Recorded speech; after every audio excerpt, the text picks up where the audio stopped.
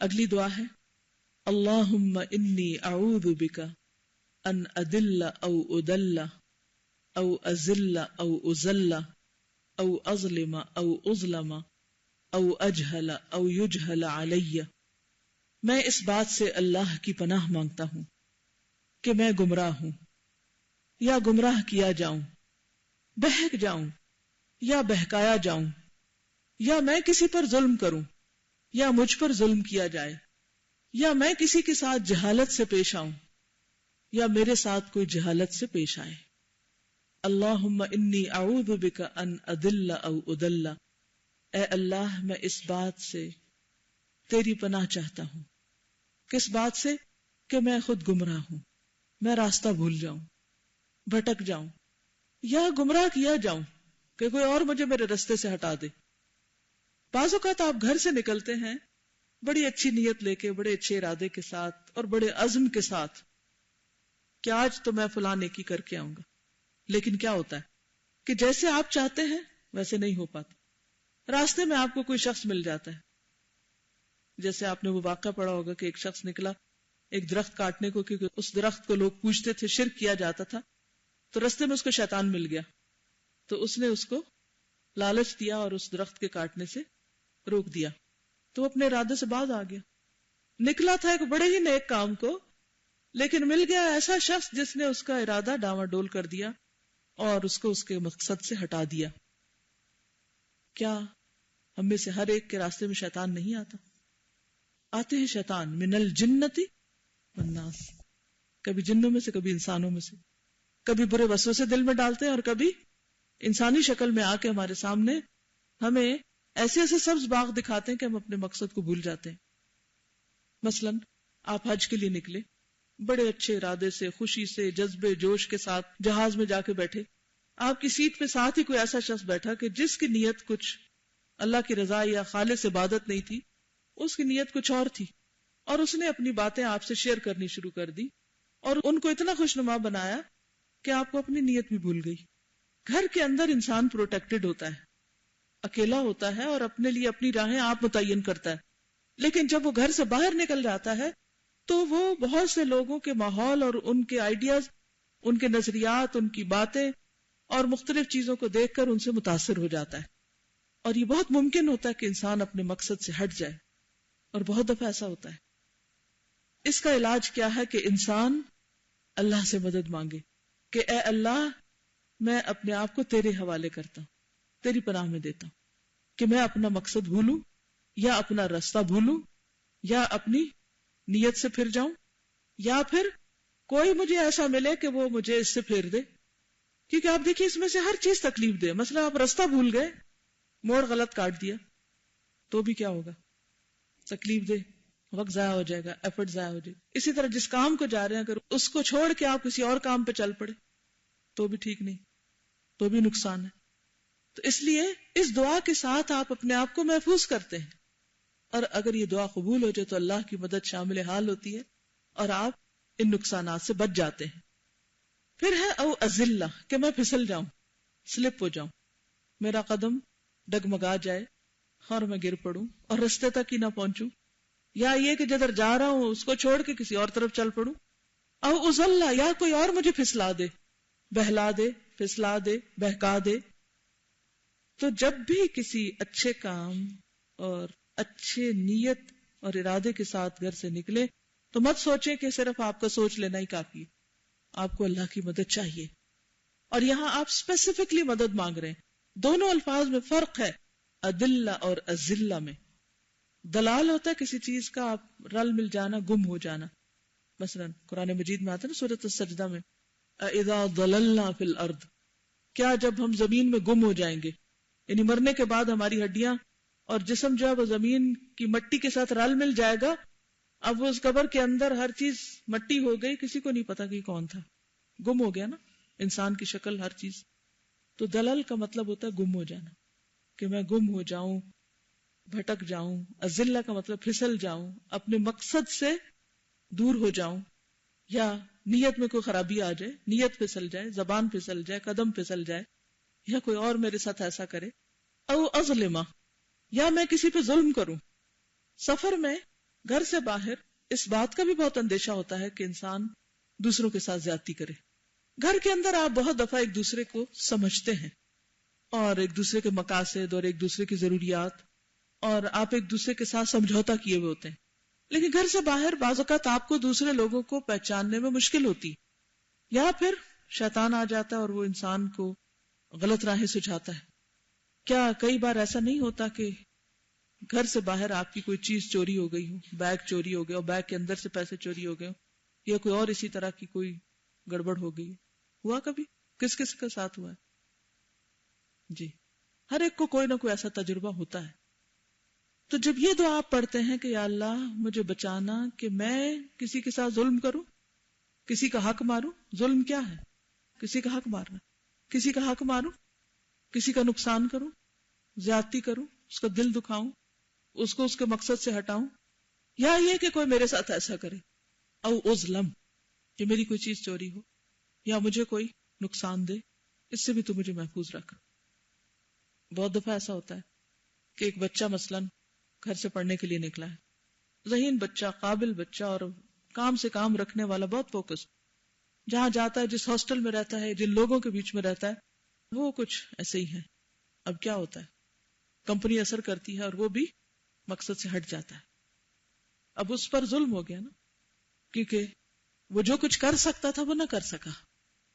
تو اس لیے بہت ضروری ہے کہ ہم دعا مانگیں کہ اللہ ہم باہر جاتے ہوئے اپنے ساتھیوں پر یا کسی پر بھی ظلم کریں، کیونکہ یہ ظلم بعض اوقات صرف انسانوں کے ساتھ نہیں ہوتا، جانوروں کے ساتھ بھی ہوتا ہے. پہلے زمانے میں لوگ اونٹوں پر، گھوڑوں پر سواری کیا کرتے تھے. تو اب اگر سواری نہیں چل رہی تو کیا کریں گے؟ اس کو مار رہے ہیں. چلے تھوڑا بہت کچوکا لگانا کہ وہ چل پڑے، اس کی تو اجازت ہے، لیکن ایسا مارنا شروع کر دے انسان غصے میں آ کے تھکاوٹ کی وجہ سے کہ جانور پہ ظلم ہو جائے، یہ بھی ٹھیک نہیں. اسی طرح احرام کی حالت میں خاص طور پر شکار وغیرہ منع ہے. تو اگر انسان وہاں شکار کرنے بیٹھ جائے تو یہ بھی کیا قرار پائے گا؟ یہ بھی ظلم ہے، یہ بھی زیادتی. اسی طرح آپ ساتھیوں کے ساتھ ایک کمرے میں رہ رہے ہیں حج کے موقع پر، اور وہاں آپ کسی کی چیز اٹھا کے کھا جاتے ہیں، شور کرتے ہیں، لوگ سو رہے ہیں اور آپ لائٹ آن کر کے اپنا بیگ کھول کے اس کو سیٹ کرنا شروع کر دیتے ہیں، اور پلاسٹک کے لفافے اور تھیلیاں نکال کے شڑ شڑ شڑ شڑ، سارے کمرے والوں پہ ظلم. لیکن لوگ اس کو ظلم سمجھتے نہیں، سمجھتے یہ تو ہمارا حق ہے. یا کسی کی جوتی پہن کے چلے گئے، جا کے واش روم میں ناپاک کر دی، گندی کر دی، گیلی کر دی، اور جو آپ کے بعد ہے وہ پریشان ہے، تو کیا آپ نے اس کے ساتھ ظلم نہیں کیا؟ ظلم کیا. تو بہت سی اقسام ہوتی ہے، اور یہ سب کچھ کب پتہ چلتا ہے؟ جب انسان کے دل میں تقویٰ ہوتا ہے، اللہ کا ڈر ہوتا ہے، پھر انسان خود خیال رکھتا ہے، پھر اس کو بہت سارے رولز اینڈ ریگولیشنز اور بہت لمبی چوڑی انسٹرکشنز کی ضرورت نہیں ہوتی. وہ خود ہی دیکھ لیتا ہے کہ وہ کیا ٹھیک کر رہا ہے اور کیا نہیں. کیونکہ گناہ کیا ہے، زیادتی کیا ہے؟ الاثم ما حاک فی نفسک، جو تمہارے دل میں کھٹک جائے اور تمہیں اس کا ڈر ہو کہ لوگوں کو پتہ چل جائے گا. ایسا آپ نے جوتا تو پہنا ہے کہ چھپائے چھپائے پہن رہے ہیں کہ کسی کو پتہ نہ چل جائے کہ میں جوتا چور نہ قرار پاؤں. تو اگر آپ کو دل کہہ رہا ہے کہ آپ ٹھیک نہیں کر رہے، یہ کیسے ہو سکتا ہے؟ کسی کا جوتا پہن کر انسان چین کے ساتھ کھڑا بھی ہو اس پر، جس کے اندر خدا خوفی ہے، جس کے دل میں اللہ کا ڈر ہے، یہ ہو ہی نہیں سکتا کہ وہ کسی کے جوتے پہ کھڑا ہو، یا کسی کی چیز اٹھا کر جیب میں دبا کے، بغل میں دبا کے وہ جا رہا ہو نیکی کرنے، یہ نہیں ہو سکتا. یا یہ ہے کہ حج کے موقع پر دھکے دینا اور پش کرنا اور پرواہ نہ کرنا کہ کون کیسا ہے، یہ سب چیزیں درست نہیں. یا یہ کہ رستے میں گندگی پھیلانا، کوڑا کباڑ پھیلانا، یہ ساری چیزیں، یہ ساری قسمیں کس کی ہیں؟ ظلم اور زیادتی کی ہیں. بہت سے لوگ اچھے بولے، نیک، سمجھدار، مہذب گاڑی پہ جا رہے ہوتے ہیں، موٹر وے پہ جا رہے ہیں، حجاب کیا ہوا ہے، صاحب نے داڑھی بھی رکھی ہوئی ہے، تسبیح پڑھی جا رہی ہے، اور کیا ہے، کیلا کھا کے چھلکا باہر، کھڑکی کھولی اور گاڑی صاف اور چھلکا باہر. یہ کس قسم کا دین ہے؟ یا آپ دوسروں پہ ظلم نہیں کر رہے؟ ٹھیک ہے، آپ کہیں گے نہیں یہاں تو کوئی پیدل نہیں چلتا اس لیے کس نے پھسلنا ہے، خیر ہے. یا آپ نے ٹائر بدلا اور اس کے ٹکڑے ٹکڑے وہیں پھینک کے آگے کہ بسٹ ہو گیا تو گرا. آپ ذرا سفر کریں، راستہ بھر آپ کو جلے ہوئے ٹائر ملیں گے جی ٹی روڈ پہ. آخر وہ کوئی چھوڑ کے گیا نا، کس کے لیے چھوڑ کے جا رہے ہیں؟ صفائی کرنے والوں کے لیے. کیا ان پر ظلم نہیں؟ کیا آپ کو اپنی گندگی خود نہیں اٹھانی چاہیے؟ تو بے حد ضروری ہے کہ انسان کسی پہ ظلم نہ کرے، کسی کی ساتھ زیادتی نہ کرے. چاہے کیلے کے چھلکے پہ کوئی موٹر وے پہ نہ بھی پھسلے، لیکن کیا آپ نے وہ نظارہ اور وہ سین خراب نہیں کیا؟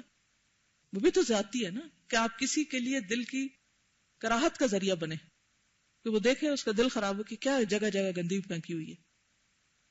تو یہ بھی اسی میں آتا ہے کہ میں کسی پہ ظلم کروں یا کوئی مجھ پہ ظلم کرے، او اجہل او یجہل علی، یا میں کسی کے ساتھ جہالت سے پیش آؤں یا میرے ساتھ کوئی جہالت سے پیش آئے. جہالت سے پیش آنے کا مطلب کیا ہے؟ اکھڑ پن کا سلوک دینا. مس انڈرسٹینڈنگ کی وجہ سے جو معاملہ ہوتا ہے وہ جہالت پر مبنی ہوتا ہے. آپ دیکھیں کہ بہت دفعہ لوگوں کے باہمی تعلقات کیوں خراب ہوتے ہیں؟ بنیاد کیا ہوتی ہے؟ مس انڈرسٹینڈنگ. تو مس انڈرسٹینڈنگ کیا ہے اصل میں؟ جہالت، لا علمی.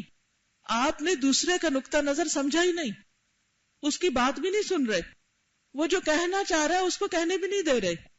اور کیا ہو رہا ہے؟ نتیجہ کیا ہے؟ نقصان کیا ہے اس سے؟ آپ دوسرے کو وہ سمجھ رہے ہیں، وہ کہہ رہے ہیں، وہ معاملہ اس کے ساتھ کر رہے ہیں جو وہ ڈیزرو نہیں کرتا. تو یہاں ظلم و زیادتی بھی ہو گئی اور آپ نے اس کے ساتھ جہالت بھی برتی، جہالت پر مبنی معاملہ کیا. اور جہالت پر مبنی معاملے کی ایک اور قسم کیا ہے کہ انسان روکھے پن سے، بدتمیزی اور بد اخلاقی سے پیش آئے، ناسمجھی کا ثبوت دے. اسی لیے قرآن مجید میں کہا گیا وَإِذَا خَاطَبَهُمُ الْجَاهِلُونَ قَالُوا سَلَامًا. بہت دفعہ ایسا ہوتا ہے کہ حج کے موقع پر لوگ مثلاً کچھ پڑھ رہے ہیں، دوسرا شخص کہتا ہے اچھا کیا پڑھ رہے ہیں؟ اچھا یہ پڑھ رہے ہیں، کس کی کتاب ہے؟ فلاں. اوہ ہو یہ کتاب یہ پڑھ رہے ہو؟ یہ پڑھنا تو جائز نہیں، یہ تو وہابی ہیں اور یہ تو گمراہ لوگ ہیں اور یہ تو فلاں ہیں. اب پتہ اس کو خود نہیں کہ جو چیز خالصتاً قرآن اور سنت کی دلیل کے ساتھ پیش کی جا رہی ہے اس میں کیا گمراہی ہو سکتی ہے، لیکن دوسرا شخص آپ کو بھٹکا رہا ہے اور اپنی جہالت آپ پہ مسلط کر رہا ہے. ایسے لوگوں کے ساتھ آپ کیا کریں گے؟ سفر حج میں اس طرح کی جہالت برتنا لوگوں کے ساتھ بہت عام ہوتا ہے. اچھے بھلے پڑھے لکھے سمجھدار قابل لوگوں کو دیکھا گیا کہ وہ لوگوں کے ساتھ غیر ضروری بحث میں ملوث ہوتے ہیں اور وہاں باقاعدہ جرا کر رہے ہوتے ہیں. عرفہ کے دن جو زندگی بھر کی تمناؤں اور دعاؤں اور تڑپ کے بعد آپ کو نصیب ہوا، چند گھڑیاں، چند گھنٹے، اس میں لوگ بیٹھ کے کھا پی رہے ہیں اور اس بات پہ جھگڑ رہے ہیں کہ نمازیں جمع کرنی ہے کہ الگ الگ پڑھنی ہے اور کون کیا کر رہا ہے. پھر ایک دوسرے کی طرف اشارے اور ایک دوسرے کی بارے میں پیچھے پیچھے اشاروں سے غیبت کرنا اور اٹھ کے چلا جائے تو اس کے خلاف باتیں شروع کر دینا. یہ حج ہے؟ یہ کیا ہو رہا ہے؟ یہ سب جہالت کی باتیں ہیں. جہالت دو طرح کی ہوتی ہے، ایک ہوتی ہے ان پڑھ لوگوں کی جہالت کہ علم ہی کوئی نہیں، اور ایک ہوتی ہے پڑھے لکھے لوگوں کی جہالت کہ اس علم کو استعمال نہیں کرنا آتا، لہذا اس موقع پر وہ باتیں کر رہے ہوتے ہیں جو کرنے کی نہیں. اسی طرح حج کے موقع پر ہر وقت کے لیے خاص قسم کے ریچولز ہیں، کرنے کے کام ہیں. اگر آپ اس خاص وقت میں وہ کام نہیں کر رہے اور کام شروع کر دیتے ہیں تو یہ بھی کیا ہے؟ دراصل جہالت، آپ کو پتہ ہی نہیں. اور اس وقت بعض اوقات اتنی تکلیف ہوتی ہے جب لوگ وہ کر رہے ہوتے ہیں جس کے کرنے میں زیادہ ثواب نہیں، اس کو نہ کرنے میں زیادہ ثواب ہے. مثلا مزدلفہ کی رات کو سونا ثواب کا کام ہے، لیکن بہت سے لوگ کیا کہتے ہیں آج کی رات برکتوں والی رات، ساری رات نہیں سوئیں گے. اچھا بھی جاگ کے کیا کرتے ہیں؟ گپ شپ باتیں. ہر تھوڑی دیر کے بعد نیند نہیں آ رہی کیونکہ نیچے ہی سونا پڑتا ہے، نیچے ہی لیٹنا ہوتا ہے. اس میں بھی کوئی حکمت ہے نا، مصلحت ہے کہ آپ کو مٹی پر، زمین پر، لوگوں کے پاؤں میں، جوتوں کے پاس، واش روموں کے ساتھ لٹایا جا رہا ہے. آپ کو آپ کی قبر یاد دلائی جا رہی ہے، آخرت یاد دلائی جا رہی ہے. یہاں لیٹنا بھی ایک مقصد اور حکمت سے خالی نہیں. لیکن اگر آپ اس وقت اٹھ کے چہل قدمی شروع کر دیں، گپ شپ، چائے پانی، کعبہ کھجوریں اور ایک دوسرے کے ساتھ بات چیت، اور آپ سمجھے کہ ہم رت جگہ کر رہے ہیں، ہم شب بیداری کر رہے ہیں، برکت والی رات ہے، ہم نے سونا نہیں آج، تو آپ خلاف سنت کام کر رہے ہیں، اس میں ثواب نہیں. لیکن اپنی جہالت کی وجہ سے آپ کیا کر رہے ہیں؟ اس کو بڑا نیکی کا کام سمجھ رہے ہیں.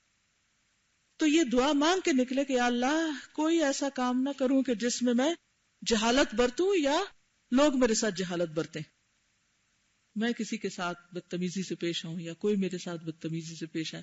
کیونکہ بعض اوقات آپ نہیں کر رہے ہوتے ایسے اکھڑ پن، لیکن کوئی آ کے کرتا ہے تو آپ ایک دم غصے میں آ جاتے ہیں. تم کیا سمجھتے ہو کہ میں تمہیں چھوڑ دوں گا ایسے؟ اس کو تو مزہ چکھانا ہی چاہیے، اور اس نے تو روز کا یہ کام بنا رکھا ہے. کیونکہ بعض ساتھی ایسے ہوتے ہیں نا کہ جو کسی نہ کسی طرح آپ کو تکلیف دیتے ہی رہتے ہیں، تو پھر ایک دن صبر کرتے ہیں، دوسرے دن، تیسرے دن، آخر آپ بول ہی پڑتے ہیں. تو آپ بھی جاہلوں کی سطح پہ آ جاتے ہیں. لڑائی جھگڑا، فتنہ فساد، غیظ و غضب کا اظہار، نوک جھونک، بحث مباحثہ، یہ عقل مندوں کی علامات ہیں یا جاہلوں کی؟ جاہلوں کی. سب کہتے ہیں جاہلوں کی باتیں، لیکن ہم خود بھی یہ کرنے لگتے ہیں. تو یہ جہالت ہے، اس سے باز آنا چاہیے.